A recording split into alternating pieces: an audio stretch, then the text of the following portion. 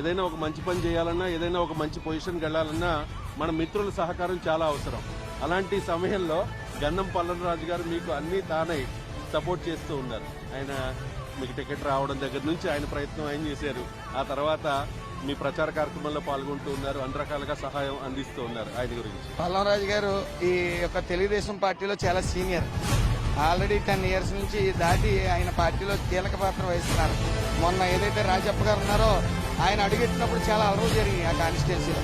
వాటిని సరి చేసుకుంటూ బ్యాలెన్స్ చేసుకుంటూ పల్లవరాజు గారు స్వయంగా ఆయనే నియోజకవర్గాలు తిరిగి మరి ప్రముఖ పాత్ర వహించారు అక్కడ రాజప్ప గారు గెలుపొందడం.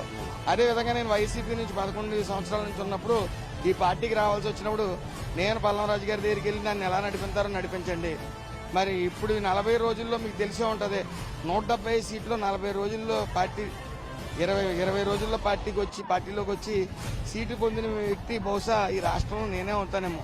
అదంతా కూడా ఏదైతే పల్లవరాజు గారు ఉన్నారో ఆయన ముందుండి వెనకుండి పక్కుండి అన్ని పక్కల ఉండి కాసుకుంటూ నన్ను ముందుకు తీసుకెళ్లారు.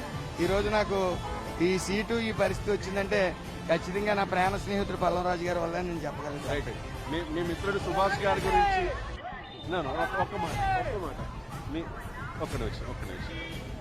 మీ మిత్రుడు సుభాష్ గారి గురించి ఒక్క మాట అంటే ఎందుకు కూటమికి ఓటేయాలి అంటే మీరు చెప్పే మాట ఏంటి? సుభాష్ గారు లాంటి మంచి వ్యక్తి మన రామచంద్రపురంలో ప్రజలకు దొరికినందుకు చాలా రామచంద్రపురంలో అందరూ స్వాగతిస్తున్నారు.